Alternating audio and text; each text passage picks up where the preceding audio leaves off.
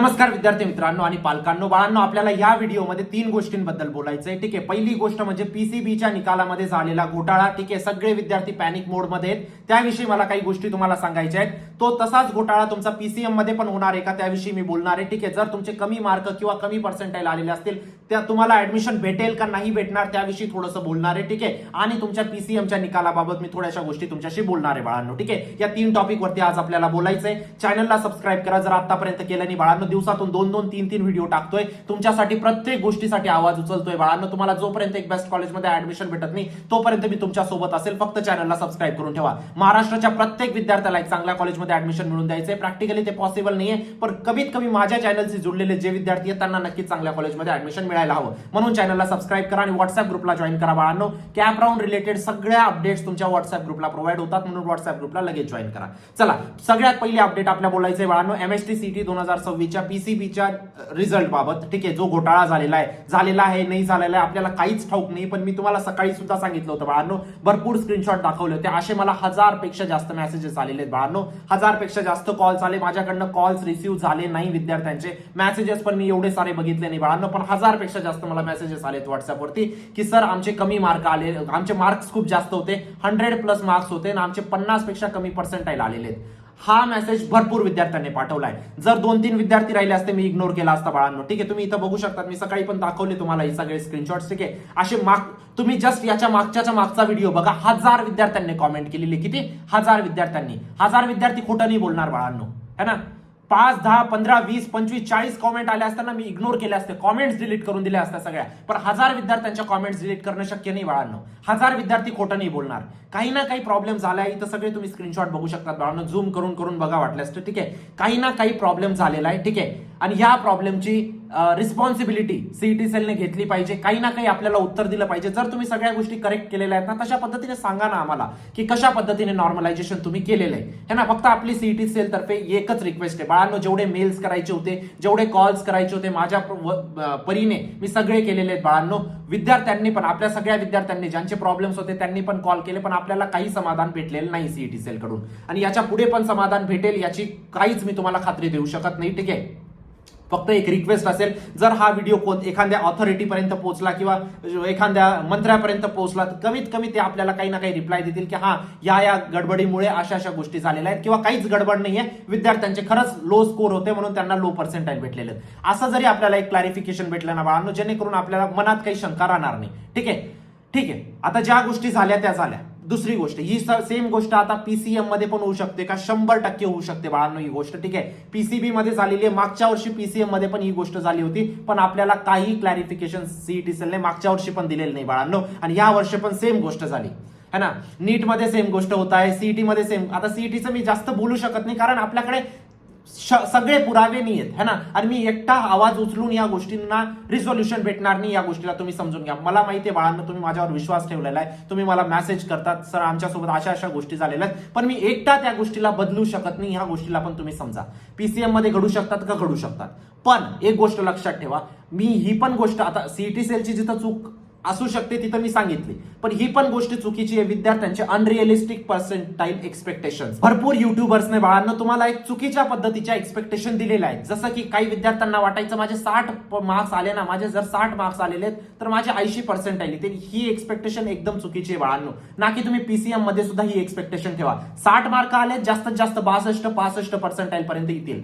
ह्या गोष्टी रिअलिस्टिक गोल ठेवा बाळांनो. प्लीज या गोष्टींना अनरिअलिस्टिक गोल नका ठेवू.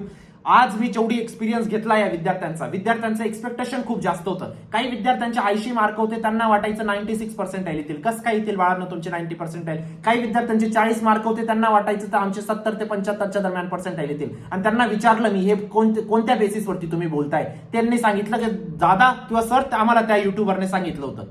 बाळांनो, अनरिअलिस्टिक गोल नका ठेवू. हा, झालेली आहे, चूक झाली असेल सीईटी सेलने, मी मान्य करतो, मी असं नाही म्हणत की नाही झालेली. हे सगळे स्क्रीनशॉट खोटे नाही आहेत है ना, पण तुम्ही पण अनरिअलिस्टिक गोल नका ठेवू. पीसीएम वाल्यांना खास करून माझं सांगण्याचं एम आहे बाळांनो. ठीक आहे, आता पीसीबी वाल्यांना मी एकच गोष्ट सांगेल, तुम्ही कितीही प्रयत्न केले बाळांनो आपल्याला रिझोल्युशन भेटणार नाहीये. जे पर्सेंटाईल आले त्यानुसार आपल्याला आता पुढे वळावं लागेल, पुढे ऍडमिशन प्रोसेससाठी जावं लागेल. त्याच गोष्टीवरती रडत बसणं आपल्याला तिथून रिझोल्युशन भेटणार नाहीये. मी तुम्हाला गॅरंटी देतो. कोणी कितीही तुम्हाला आश्वासन देत असेल की नाही आपण मेल करू, आपण हे करू ते करू, सीईटी सेल पर्यंत पोहोचू, तुमचा वेळ वाया घालू नका, है ना.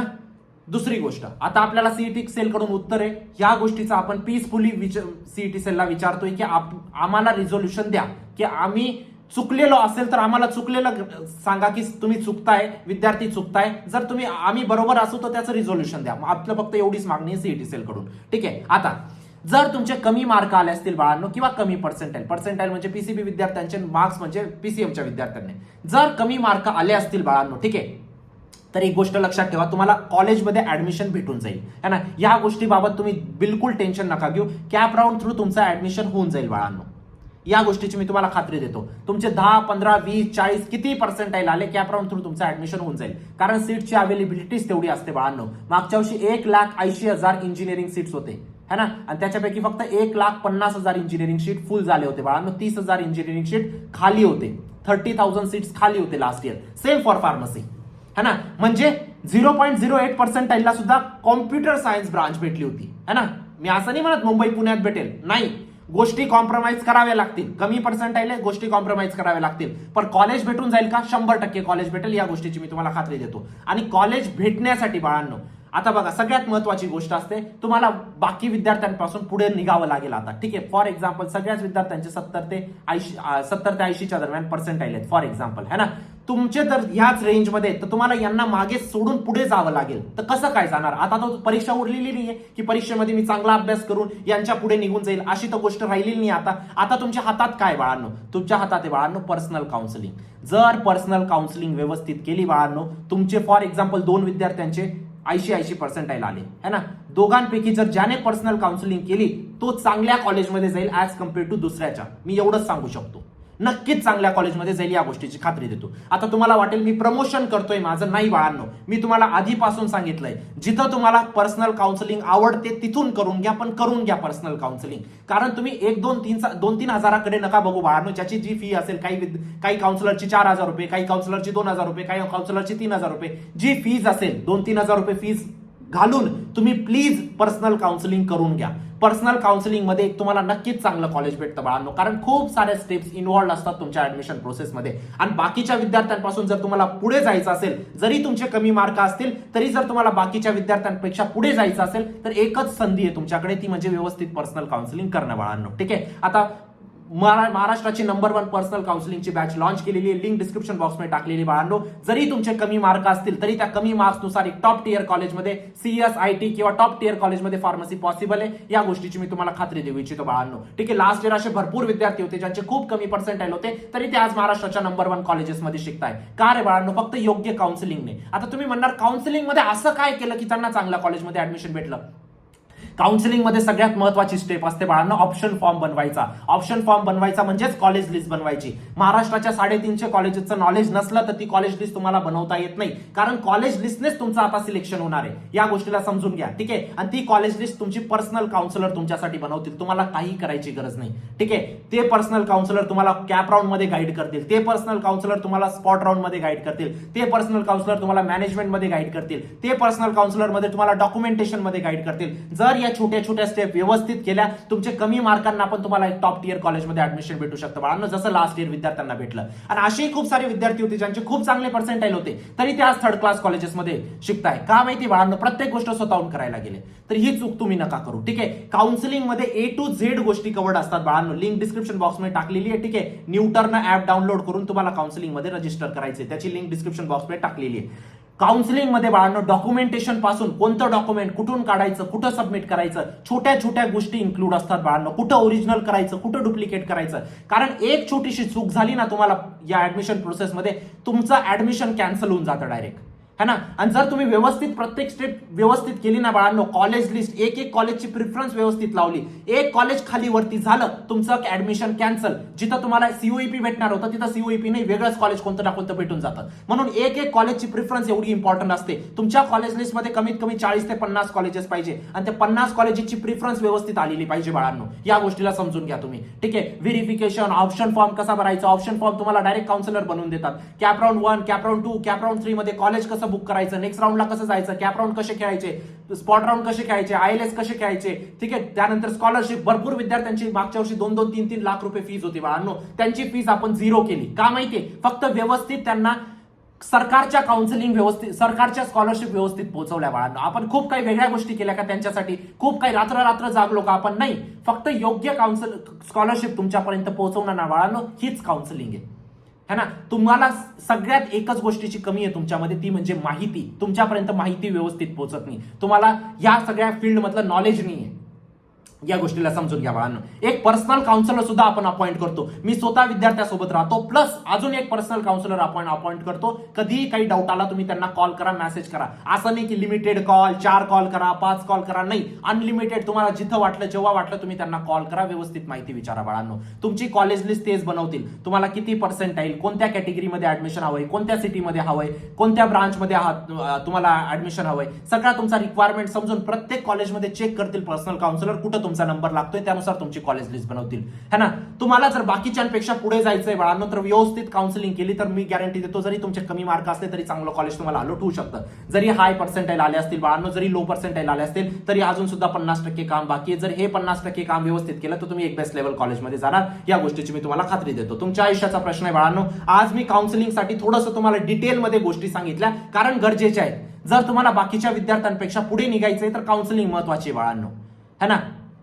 मी तुम्हाला परत एकदा सांगतो, काउन्सिलिंग कुठूनही करून घ्या. तुम्हाला ऑफलाईन ऑनलाईन जे करायचं ते करून घ्या, पण काउन्सिलिंग एक वेळा काउन्सिलिंग करून घ्या बाळांनो. स्वतःहून प्रत्येक गोष्ट नका करू, कारण एक छोटीशी मिस्टेक तुमचं ऍडमिशन कॅन्सल होऊन जातं बाळांनो. या गोष्टीला समजून घ्या. एक छोटीशी कॉलेज खाली वरती झालं ना, प्रिफरन्स ऑर्डर खाली वरती झालं, तुम्हाला जिथं चांगलं कॉलेज लागणार असतं ना, ते चांगलं कॉलेज लागत नाही. या गोष्टीला समजून घ्या, ठीक आहे. आता पीसीएमच्या निकालाबद्दल जर बोलायचं झालं बाळांनो, आता पीसीएमच्या निकालामध्ये पण या सगळ्या गडबडी होऊ शकतात, ठीक आहे. सर आमचे 110 मार्क आहेत, आमचे 19% आले. सर आमचे 124 मार्क आहेत, आमचे 12% आले. या सगळ्या गोष्टी होतील सीईटीच्या पीसीएमच्या परीक्षेत सुद्धा. आपल्याकडे काहीच मार्ग उरलेले नाही बाळांनो. जे सीईटी सेलने सांगितलं ते आपल्याला ऍक्सेप्ट करणं आणि पुढे चालणं, आपलं हेच काम आहे, ठीक आहे. कारण एकट्याने आवाज उचलणं काही चालणार नाही, है ना. तुम्ही बघितलं युट्यूबवरती कोण आवाज उचलतंय बाळांनो पीसीबीच्या विद्यार्थ्यांसाठी, मला सांगा. आणि माझा व्हिडिओ पोहोचेल तुम्हाला वाटतंय ऑथॉरिटीपर्यंत? म्हणून प्लीज या गोष्टीला समजून घ्या, तुमचा वेळ वाया नका घालू, है ना. आता बघा, पीसीएमच्या निकालाबद्दल जर झाला, हा स्क्रीनशॉट मला आलेला आहे, ठीक आहे. 13 पीसीबीचा निकाल तुमचा जाहीर झालेला आहे अटेम्प्ट 1चा काल रात्री, ठीक आहे. PCM result expected before 13 June. The Maharashtra 2026 PCB attempt 1 result has been declared. Candidates can now check their score card on their official website, ठीक आहे. The PCM group attempt 1 result is expected to be release before 13 June. 13 जूनच्या आत तुमचा result upload होऊन जाईल बाळांनो. 13 जून पर्यंत तुम्ही रिझल्ट एक्सपेक्ट करू शकता. आता 13 जून मॅक्स सांगितलंय बाळांनो. आज पण लागू शकतो, आज रात्री पण लागू शकतो, उद्या पण लागू शकतो, परवा पण लागू शकतो, ते 13 पण लागू शकतो. पण 13 जूनच्या आत तुमचा निकाल हा लागून जाणार आहे बाळांनो. गोष्ट समजते, ठीक आहे. लक्षात ठेवा, जर 10 व्यक्ती आहेत बाळांनो कॉम्पिटिशन मध्ये, आता 10 व्यक्ती आहेत, 10 व्यक्तींना जर 80% आलेले, सगळ्या 10 व्यक्तींना 80% आले, त्या 80ना सेम लेवलचं कॉलेज भेटणार आहे का बाळांनो? नाही. काहींना चांगल्या लेवलचं भेटेल, काहींना कमी लेवलचं भेटेल. आणि चांगल्या लेवलचं कोणाला भेटेल? जे व्यवस्थित पर्सनल काउन्सिलिंग करतील त्यांना व्यवस्थित कॉलेज भेटेल. गोष्ट समजते, है ना. परत सांगतोय, काहीच प्रमोशन मला स्वतःचं नाही करायचंय बाळांनो. तुम्हाला जिथून इच्छा असेल तिथून करा, पण पर्सनल काउन्सिलिंग नक्कीच करून घ्या, है ना. एक छोटीशी मिस्टेक तुमचं ऍडमिशन कॅन्सल करू शकते बाळांनो. कमी मार्कांना सुद्धा तुम्हाला चांगलं कॉलेज पॉसिबल असतं काउन्सिलिंगने, ठीक आहे. 18,000 पेक्षा जास्त विद्यार्थ्यांना मी पर्सनल काउन्सिलिंग प्रोव्हाइड करतो बाळांनो आतापर्यंत, ठीक आहे. मागच्या 8 वर्षापासून मी पर्सनल काउन्सिलिंग स्वतः प्रोव्हाइड करतोय. मागच्या 4 वर्षापासून माझी टीम आहे माझ्यासोबत, ठीक आहे. नक्कीच तुम्ही एनरोल करू शकता पर्सनल काउन्सिलिंग मध्ये. काही अडचण असेल या नंबरवर व्हॉट्सअप करा. कॉल प्रत्येक विद्यार्थ्याचा रिसीव्ह करणं माझ्याकडनं पॉसिबल नाही होत बाळांनो. प्लीज तुम्ही व्हॉट्सअप करा तुमची क्वेरी, ठीक आहे. कॅपराउंड साठी सगळ्या अपडेट्स तुमच्या व्हॉट्सअप ग्रुपला दिले जातील. चॅनलला सबस्क्राईब करा. भेटूया नंतरच्या व्हिडिओमध्ये. तोपर्यंत बाय, टेक केअर, थँक्यू.